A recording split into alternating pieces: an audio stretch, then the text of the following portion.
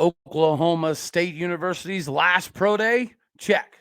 2023 Oklahoma State University Hall of Honor inductees? Check. New film in. Are we wearing pads? Check. You are Locked On Oklahoma State, your daily podcast on the Oklahoma State Cowboys. Part of the Locked On Podcast Network. Your team every day.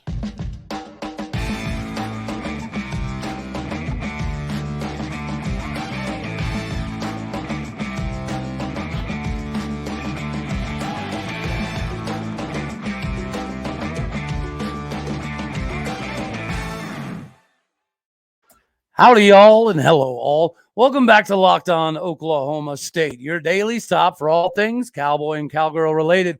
My name is Cody Stovall. I want to thank you kindly for stopping by to make this your first listen here on Locked On Oklahoma State. We're available on all of your podcasting platforms as well as YouTube. You can find me on Twitter at AllDayOState. I never ask. I always forget. So please hit the like, share, subscribe, all that fun jazz. You know the drill there. All right. So one of the things that we have to cover is going to be the pro day. And the reason that I really wanted to kind of jump into this is because if you have seen our new brethren from the Big 12, UCF has been very, very, very proud, as they should be, of their long snapper. He's the only long snapper that got invited to the combine. He was one of two long snappers to be at the Senior Bowl, the other one being Oklahoma State University's Matt Hembrough. And they love the fact that he is being hailed as the bee's knees at the long snapper position. And a lot of you are going to be like, Cody, why are we talking about long snapper? Well, probably be because it's one of the rarest jobs in the NFL. You got to think about it. There's only 32 of those jobs available, and most of your long snappers are in the NFL for quite some time. It's not a revolving door type of position, right? So I completely understand why they're so pumped up about their guy, Alex Ward. Okay, but we had our own pro day, and the reason I didn't dive into it yesterday is because nothing really necessarily jumped off the page that was insanely exciting, except for Matt Hembrough. Yes, he's the long snapper. And just like UCF is so excited about the guy who went to the combine, so let's do a little bit of a comparison, because don't get it twisted, Matt Hembrough did, in fact, steal the day at the pro day. And again, a lot of people are like, well, if the long snapper stole the day, then it must not have been that productive of a day. But that's not entirely accurate. There were some other guys that we're going to get to. But I do want to kind of do a small comparison here. All right. So Mr. Alex Ward, Central Florida, he is 6'4", 240. His bench was 12 reps, not bad. His 40 time was a 5.09, and that was very, very, very talked about in a lot of publications, right? So for a long snapper, 5.09, it's pretty, it's pretty salty move there. So then let's look over to our main man, Mr. Matt Hembrough, who is only 6'2", 230 pounds. Right? So there's a little bit of a differentiation there. So let's look at some of the special stuff. Vertical jump. Matt Hembrough, 36.5. What was Mr. Combine? Vertical jump, Mr. Combine was 30 compared to 36 and a half. Broad jump. Mr. Combine was 9'6". Matt Hembrough was 9'8", right? Pretty comparable. Bench press. I already mentioned his 12 reps. Matt Hembrough threw up 22 reps. We talked about that 5.0940 that was talked about in a lot of different publications. So let's see. What was Mr. Hembrough's 40 time? Oh, I don't know. Only a 4.7. So yes, ladies and gentlemen, we should be happy for our UCF brethren that they have this massively talented long snapper. But to pretend that he's better than our long snapper, it's just, it's ridiculous. Okay, so now the race is on. Who's going to get drafted? Do they both get drafted? I think it's a very good possibility. There's some prognostications that have Mr. Combine from UCF going in the 6th, 7th round, which would obviously likely put Matt Hembrough in that same classification, if not an unsigned free agent. I don't really give 13 hoots where he goes, how he goes. if he gets drafted, if he doesn't get drafted, Matt Hembrough will have a very good career in the NFL. Mark it down, write it down, take it to the bank. Go bet one of your UCF buddies that our guy has a better career than their guy, who, again, they should be proud because that guy is certified. He was invited to the combine for a reason, but he's also not Matt Hembrough. And if Matt Hembrough was 6'4", 250 or whatever, it probably would be a little bit of a different story. You got to take into consideration, when Matt Hembrough came to Oklahoma State University, he weighed like 180 pounds, soaking, sopping wet. And he's got himself in the 230, 240 range. So Body by Glass Factory, we obviously know how effective it is. This is just more proof of that. Our guy destroyed their guy. And yes, he stole the show for the pro day. Does that mean we had a bad pro day all the way around? No, it absolutely does not. Now, there were some guys like Jason Taylor II and Tyler Lacy who competed already at the official combine. So this Oklahoma State pro day, they were just doing some nuanced things, whether it be some measurables or some weight or some height. Regardless of what it was, whether it was weight related, running related, 3-cone drills, it was what they didn't do at the combine, right? So it wasn't a lot. It's not like they went out there and did a bunch of drills. Now, we did have some guys who did do some drills, one of them being like a Brendon Evers. Everybody knows the Brendon Evers story, right? The guy can lift a brick crap house. He was saddled with injuries, and it does suck for him because there were some people that were looking at him specifically this season to see what type of season he was going to have, to see if it could potentially elevate his draft stock, because he does some things in the weight room that you can't replicate very often, right? And his work ethic is legitimately second to none. So he has a lot of things going in his favor. So we're going to jump into some of that, because some of the guys, again, I think they did a little bit more than what was anticipated for them. So they helped themselves in a big way. Does it mean we're going to have a bunch of dudes drafted? Absolutely not.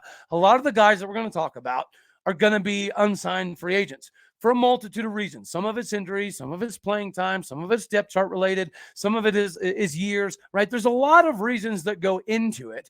But at the end of the day, there's a lot of guys that we have to thank for some success that we've had over the years that we now have to unfortunately say goodbye to. There's a couple guys I wish wouldn't have left. I think there's a couple guys that probably should not have left. But it is what it is, and now it's officially time to say goodbye to those guys. But before we do, you guys know that we're going to jump over, and I got to talk about my main men over at FanDuel. It's America's #1 sports book for a reason, guys. And right now, FanDuel is giving our new customers the no-sweat first bet. Again, that's up to $1,000 back in bonus bets if your first bet does not win. So go to FanDuel.com/lockedon and sign up today to claim your opportunity for the no-sweat first bet. You know, once you get there and you can tinker around, you can have some fun, you can wager on a multitude of things, from money lines, point spreads, who's going to win tournaments, who's going to win the conferences. It really is a lot of fun to kind of see what the numerical sides are compared to your university, right? You know, the app is safe, secure, and super easy to use. So don't miss your shot at this no-sweat first bet. Again, that is $1,000 back in bonus bets if your first bet doesn't win when you join FanDuel today. So go to FanDuel.com/lockedon to sign up today. Again, that is FanDuel.com/lockedon. Make every moment matter more with FanDuel. All right, so let's jump into somebody like Brendon Evers, right? We all are pretty familiar with his story. We're pretty familiar with what he was able to do at Oklahoma State University. And I think we could all agree that his time got cut short, right? We would have loved to have seen what a fully healthy Brendon Evers was going to be able to do through the entirety of a season, but we didn't get that. Not only did we not get that, but the NFL scouts, they also didn't get that. And at, 6'1", 277, 280 pounds, is that ideal for what other teams are looking for? Maybe not, right, from a height perspective. But as somebody like a Vincent Taylor has already gone to the NFL and proven that it's about productivity, right? It's about productivity. And again, the guy does some things that you cannot replicate. We know what he can do in the weight room. So a 5 flat 40, that's pretty daggone good for a defensive tackle. That's going to be good for him. Broad jump of 8'7" and a vertical of 32. For somebody that size, those immeasurables are going to be invaluable to him getting that opportunity as an unsigned free agent.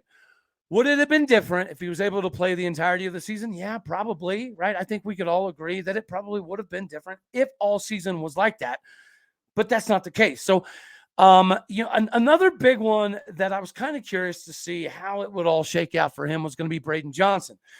Similar to Brendon Evers, as in we know the story, okay? And him coming in and putting in a 4.4 official time on the 40s, pretty daggone good. A vertical of 37.5, almost 38. Broad jump of almost 10 foot, right around the 9/11 range. And he did put up 16 bench reps, which would have been top 5 or top 15 of all of the skill positions at the combine. So if he would have been at the combine, it would have been a pretty daggone good number. Again, it's right around that top 10, top 15 range that it would have been at the combine. But, when you're talking about putting up impressive numbers, I don't want to stay too far. But again, we talked about Matt Hembrough in comparison to the guy from UCF who's projected to be a potential draft pick and was invited to the combine. A lot of people, I think, I don't know if I can say a lot of people, but they just don't understand what kind of athlete he is. He would have scored in the top 10 among defensive backs, linebackers, safeties. There's a defensive tackles. He would have been top 5 in a bunch of these statistical numbers. So again, do not sleep on Matt Hembrough, right? Just because he plays a position that's not talked about, it's not super fun, flashy, or sexy, it doesn't mean that he can't have a phenomenal career. And I think he will have a phenomenal career in the NFL. It'll be a long one. Another defensive lineman that we knew was potentially going to have an opportunity, especially if he came back to improve his draft stock. And it didn't happen. For whatever reason, Sione Asi decided not to come back for another year. It is what it is. That's on him. But what he does have, he's already over 300 pounds, right? So at 6'1", 303 pounds, that's, again, not the ideal height that you may be looking for, but you can't throw around that kind of weight and still run a 5'1" 40. With a 27.5 vertical, 7'10" broad jump, 26 reps on the bench was actually very, very good. It would have ranked him in the top 15 for defensive linemen as well. Tanner Brown had a pretty good day. One of the benefits for Tanner Brown is also beneficial for somebody like a Matt Hembrough. So Matt Hembrough has done some workouts with some NFL teams. There are a couple of NFL teams that are very, very, very interested in him as it sits right now. Well, there are some people that are interested in Tanner Brown. So the reason it worked out very well for them at this pro day was they got to work out together. So there were some people who were pretty high on Tanner Brown who weren't necessarily super high on Matt Hembrough that got to see what Matt Hembrough could do. And the same in return, right? There were some guys that were super high on Matt Hembrough, didn't really know a lot about Tanner Brown, that were able to see what Tanner Brown could do. So he's going to have an opportunity as well. Will it be, NFL carving out type of role? It's very, very probable that that's not exactly the case.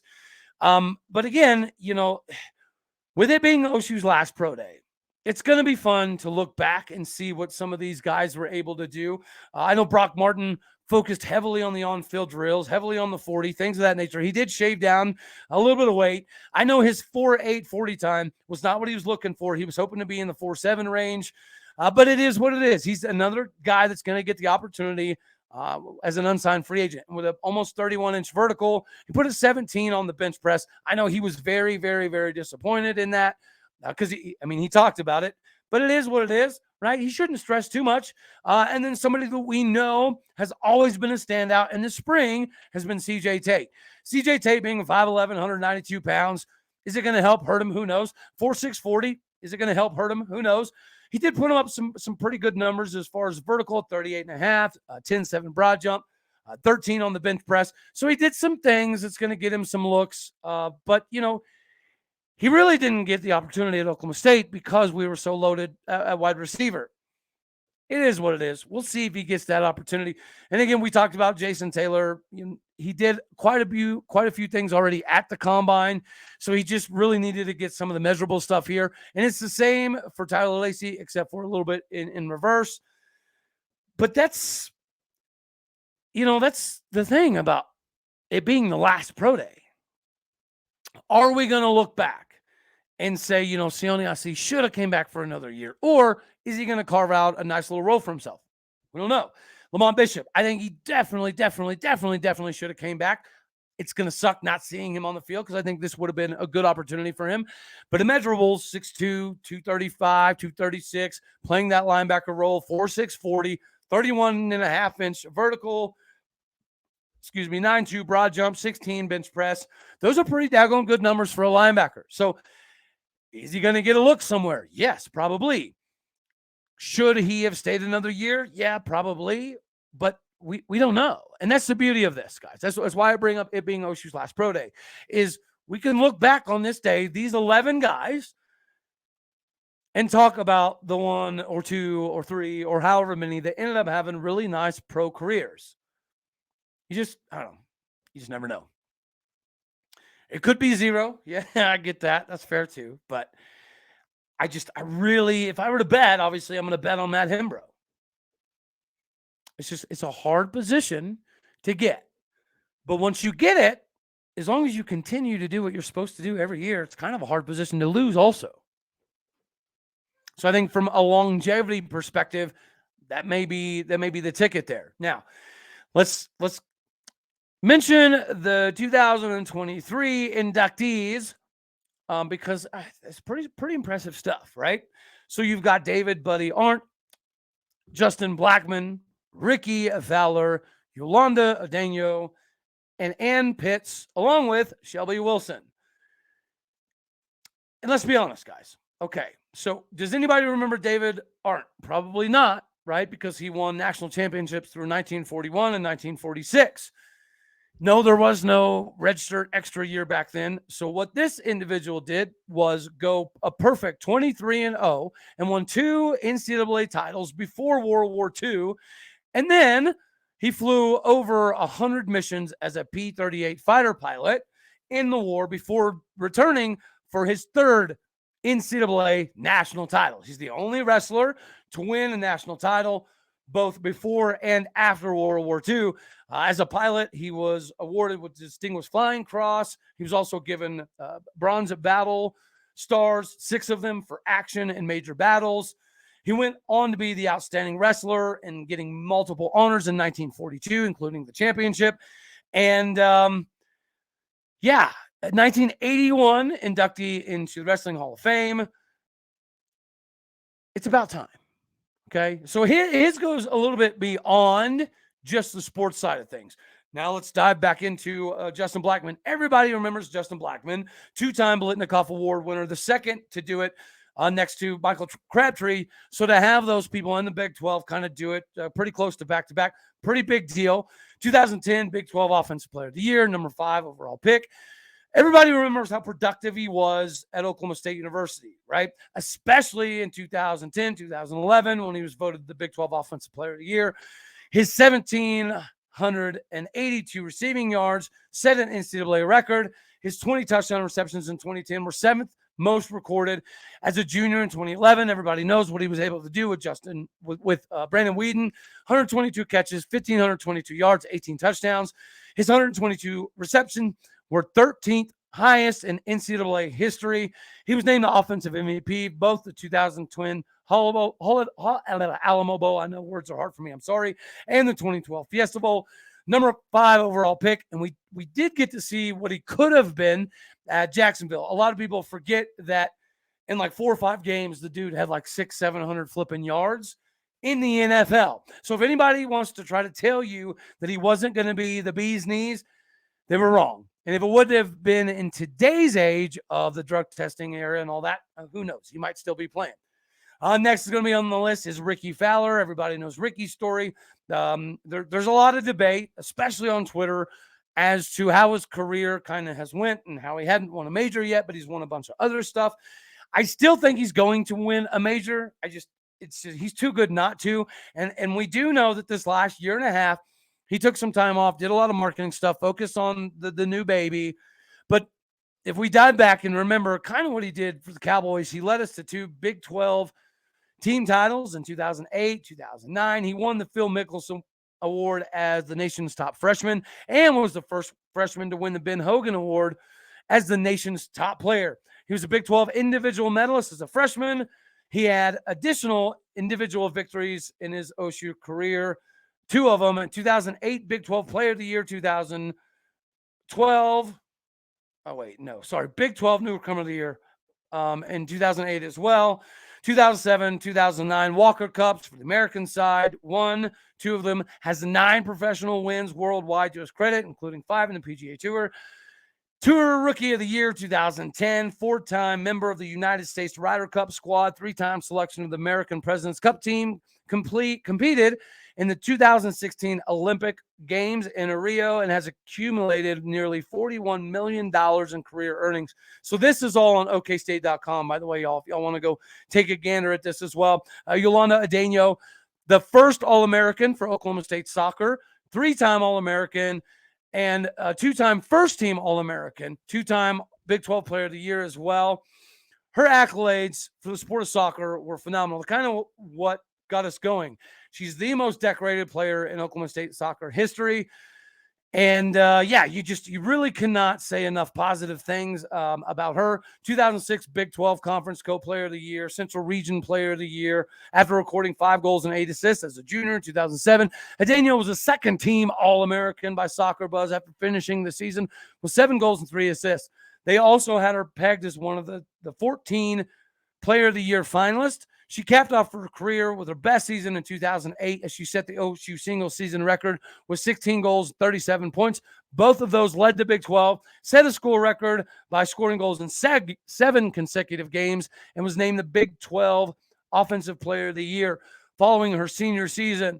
She was named an All-American by 4 different outlets and was a first team by 3 of those. She was a finalist for the 2 Player of the Year awards and was one of 15 semifinalists for the Herman Trophy, given nation's top collegiate soccer player.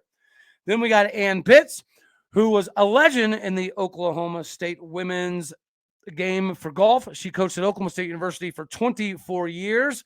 2008 inductee into the Oklahoma Golf Hall of Fame. 1995 inductee into the National Golf Coaches Association Hall of Fame.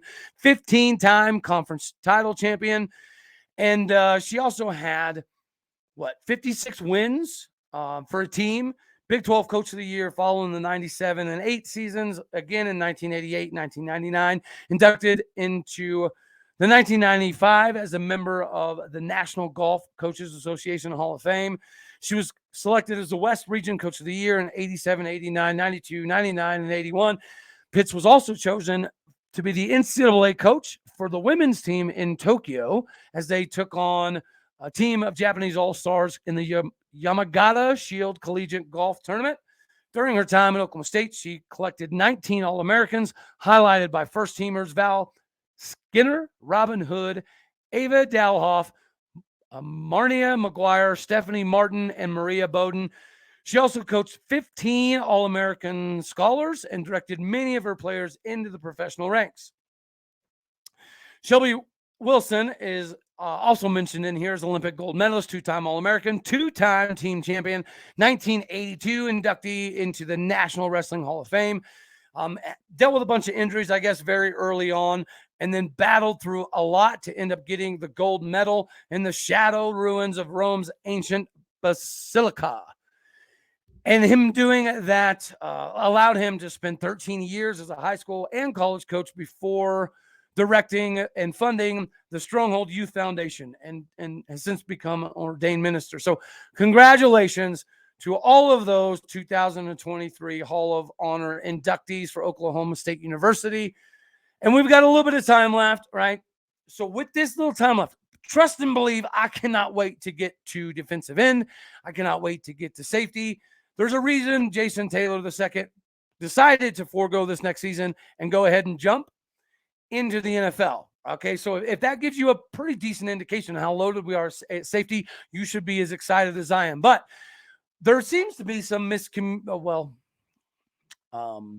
miscommunication, but confusion on, the tight end position. Guys, I don't understand why, right? Coach McIndoe has not been very good, okay? That's because he's an O-line coach. But if anybody were to try to say that we don't utilize tight ends at Oklahoma State on purpose, that's just, I don't know, that's very disingenuous to what the offensive identity, I guess you could say, has been for a lot of time. Have we mismanaged tight ends? Yes. Does that mean we purposely we're not using them. No. But we've been talking for a couple months now about how we were going to make this transition. So now we have some legitimate tight ends. And without having pads on, it's really hard to get a good idea of what they're going to be. But now we have pads. Yes, it's a small sample size because it's only a couple days of pads. But I'm telling y'all, Josiah Johnson is going to be very good. And if you look back, his film is fun because a lot of his high school film is him playing quarterback. He switched at UMass to tight end because UMass asked him to do so. He went to UMass to play quarterback. And you kind of see that, right? His route running is pretty daggone disciplined. He can snatch the ball in the air. He knows where he's supposed to be. He knows how to settle down in the defenses. And let's face it, guys, he hasn't got a big enough look at the position at that level, especially to make that determination. And without all the pads on, it was really kind of hard to say whether he was going to be able to be a guy that could do the blocking and also be a productive asset in the catching department. I think that the last couple of days has shown us he's going to be a guy. He's going to be a guy. Ian Edenfield's a little bit of a different animal, right? We've been told over and over and over that he's going to be a hard-nosed blocking type of guy. Okay, that very well may be the case. But again, if you look at film study, his defensive film is pretty good. Like it's not set the world on fire, but the reason that the physicality just stands out is because he was that physical as a defensive end. So he's a defensive end at heart, right, with some athleticism to play tight end, and he also played a lot of quarterback in high school. It was more of a Tim Tebow Wildcat type of thing. But he's been relegated to more of a blocking role, and he's not very fast, but he sees the field well. His routes need a lot of work, which is why he's probably not going to be a massive asset in the pass-catching department. But he's going to lull some people to sleep. And the physicality side of it, you do see it. He loves to smash people in the face. Well, that's because he spent so much time at defensive end. And he, again, the benefit of quarterback, the transition from quarterback to tight end, is you already know a lot of the understanding of route concepts. You also have an understanding of the depth, the linebackers between safeties, and whether it's a stand-up defensive end as opposed to somebody in a traditional 3 technique. Having 2 tight ends with a quarterback backing, it's going to be beneficial. And now that we've got some pads on and we're seeing Josiah Johnson can pluck the ball out of the air. He can high point the thing. Ian Edenfield's going to take some work in that department. I get that. Route running, high pointing, those aren't natural for him. But let's not just label him as a smash mouth type of guy. He could be a little bit more. Josiah Johnson's going to be fun to watch. Josiah Johnson is what we're going to get out of what we were hoping to get from Blaine Green last season. Right? Last season, all of the tight ends ran that scheme that was designed to utilize them quite a bit. We had Shetron there.